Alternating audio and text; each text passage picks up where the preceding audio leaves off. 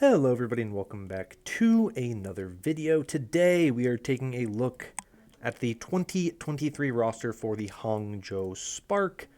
This team finished 11 and 13 with a -3 differential last season, which is, interesting when you remember the fact that they started the year 9 and 3 and finished the year 2 and 10. But they did have a good run in the play-in tournament to lock up that last playoff spot in the APAC region, and of course a very good run in the playoffs to finish 4th overall. So a very bizarre year for this team last year. Weird highs, weird lows. All in all, very, very bizarre Spark team last year. So going into 2023, they make a pretty substantial number of changes to their roster, completely overhauling it except for a couple of players who carry over from last year. So let's take a look at this roster. I'll throw it up on the screen so you can see it here now.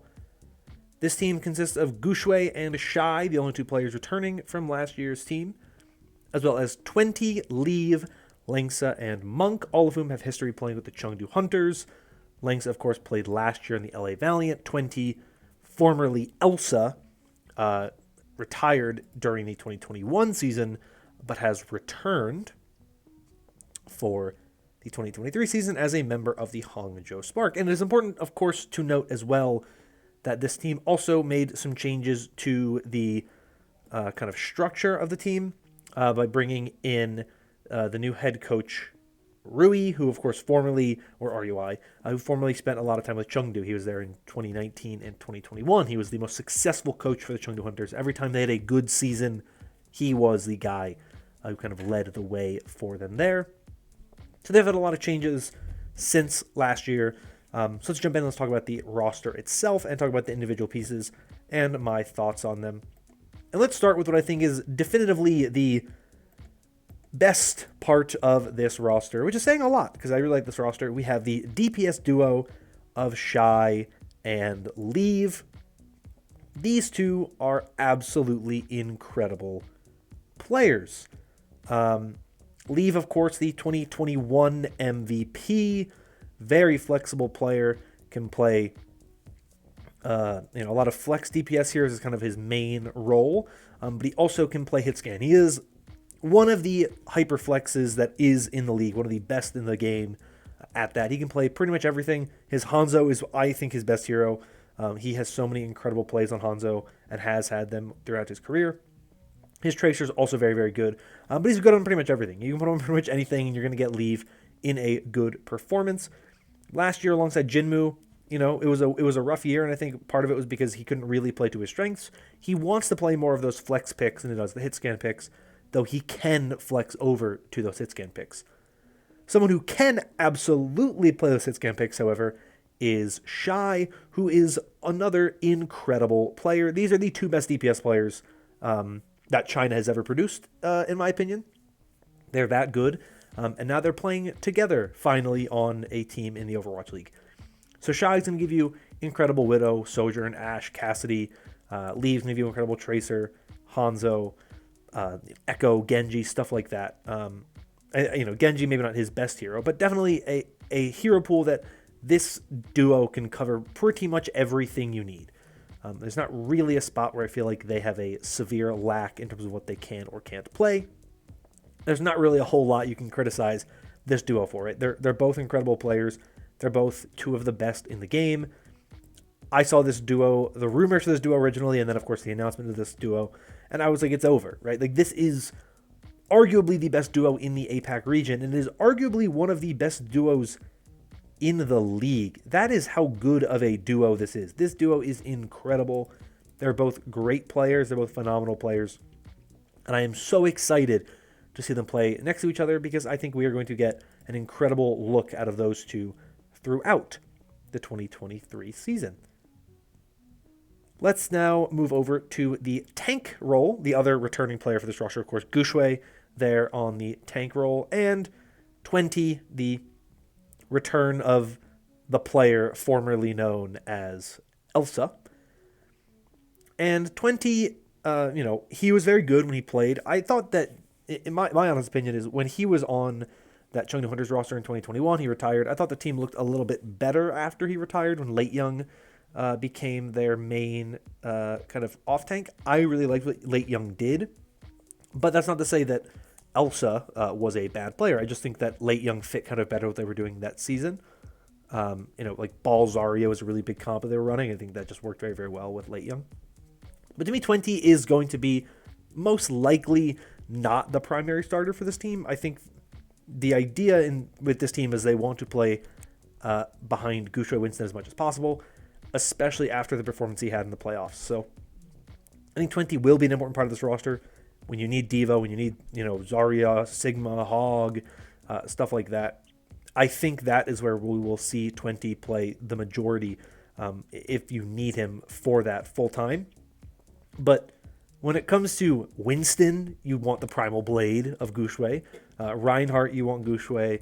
Ball, you want Guxue. I'm curious to kind of see who they would play on Ramatra, but my guess is they're going to probably favor Guxue as much as possible because he, generally speaking, is the best player on this team in that tank line. And when Guxue is able to play to his strengths and is able to play comfortably, especially, this team is really, really good, right? And if it's a Winston meta, there is no better Winston in the Eastern region. He is the best Winston in the East. He might even be top 3 in the league. He might even be the best in the league. He is an incredible Winston player. So if that's what you have, then that is a huge, huge, huge, successful kind of team if you can play around Guxue. And I think that is really kind of what his kind of strength is, and this team's strength will be how much can we play around Guxue, how much can we enable Guxue to succeed. But I like that this team has 20 on this roster as a failsafe in the event that you don't really have a, really strong off-tank player if you don't have 20, right? Like Guxue is not going to play this heroes at a high level. So it's important to have Guxue for that, or for 20 to have that for that reason, because he gives you that good, strong off-tank play, which I think is very important to this team's success. I also think the other thing that this team kind of has going for it with this duo is something that I think that you have seen across the APAC region. No other team really has, is the flexibility in the tank role, right? They're not going to be able to or have to kind of sit around and kind of force some compositions. If a Diva comp is the best comp, they can run it. If a Winston comp is the best comp, they can run it. And I think in the APAC region right now, we haven't seen a lot of teams have that. And so a lot of the teams have one tank, and they're going to ride or die on that one tank. And so I think that the Spark are probably the safest team when it comes to kind of meta resilience in this region because they have 2 tanks. They're the only team with 2 tanks, and I feel very confident that both of them can kind of play the roles that you want to see from those 2 players. And they round out this lineup with the support duo of Lengsa and Monk. Now, this is an interesting duo to me because I would have expected them to bring Nisha over from the Chengdu Hunters, who I thought had a very, very good year the past couple of years, but they opted to bring Lengsa over. I think Lengsa is a little bit safer. I think he's a little more flexible. I think he can play a little bit more of those flex support roles that I don't think Nisha necessarily had. So that to me is probably why they wanted Lengsa, because I think he provides them a little bit more flexibility in what he plays.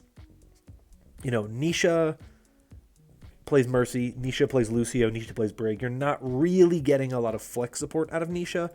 Lengsa has flexed over to stuff like Batiste before. I believe he also flexed over playing some Zen occasionally in the past. So I think that would be my guess for why they opted to go with Lengsa over Nisha. It's just he's a little bit more flexible, and he's still a very good player. He still gives you a lot of the same kind of solid play. He has played alongside this team, the majority of the players on this team, because he was on the Chengdu Hunters, back in 2020. And, then was on Team Chaser in 2021, which is the Chengdu Hunters Academy team. So he's been around a lot of these Chengdu Hunters guys, including Monk, who, like I said, didn't play together necessarily as a main duo. But Monk is a player who very much impressed me, so I'm not surprised that they brought him over to be the primary flex support for this team, especially when you consider the fact that the Guangzhou Charge presumably still have players like Farway and Xerneas on that roster, right? Your best option was either Lengsa and Monk or Nisha and Monk. And I like Monk a lot anyway, so I'm not surprised. He to me is the best Chinese flex support right now. Langsa, arguably, arguable whether or not he is the best main support in China. I think that is probably Xerneas, but I think Langsa is a very good player who is going to be very important to this team's success because I think he has to be able to flex over to both main and flex support roles at certain times. Because I don't really expect this team to add any more players. They already have 6 players, so I don't think they're going to add another flex support. Doesn't really make a lot of sense. There's not really much available in that camp anyway, so I would expect this 6-man roster to be the final kind of thing there. It's a very interesting kind of roster. But like I said, Monk is a player I'm very, very high on. I think Monk is an incredible player. I think he is very, very, very good. And I think he is one of the best players from the Chinese scene that we've seen over the past several years. And I think he is one of the players I'm most excited to see on this team because I loved him on Chengdu. And I really like the fact that he's going to get to play alongside Gu Shui and Shai and the rest of the players that kind of come over from Chengdu. So I really, really like this roster. I really like the core that they have here. And I like the 6-man roster they have. I think a lot of these guys could be on Team China for the World Cup. Obviously, Team China is in a weird spot where they kind of are going to design their roster, and they're already basically they're guaranteed a spot in the top 16. So I would expect a lot of Team China to be this roster here. It's a 7-man tournament, so maybe they'll add another support player like Farway. Maybe they add another damage player like Jinmu. Who knows exactly what their goal is going to be, but I could definitely see this team running these 2 tanks, these 2 damage dealers, and then 3 supports, or Jinmu in there as well. So it's interesting. I think if I had to go or hope for this team to add another player, I'd probably say they would be good with another damage dealer, if only for the flexibility of kind of like hard Pharah or Genji or whatever. Like Jinmu, I think just Jinmu on this team would be cool, and I wish he was on this team, but I do think in general that you don't need to add anybody else to this roster. I think this roster as it is fine, especially in the APAC region. That's not all that great. Just not a ton of really talented players in the region.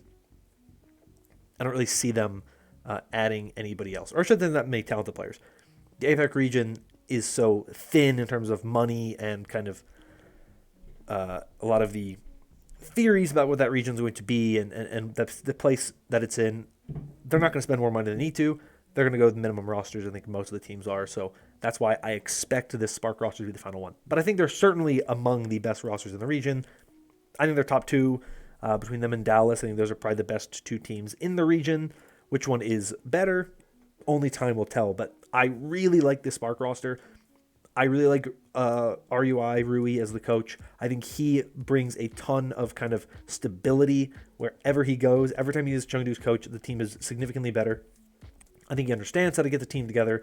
I think he understands how these players play together. And I think that part of this also, like I said, is going to be a big thing to kind of get that synergy together, potentially for Team China in the World Cup, which I think is part of what makes this team very, very interesting. And so we'll see where the Spark roster goes.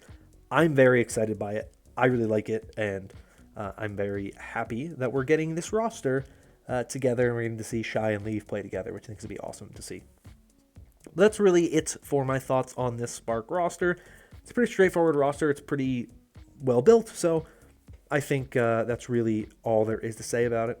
Let me know your thoughts on this roster in the comments down below. If you agree with me, disagree with me, whatever it may be, I would love to hear from you.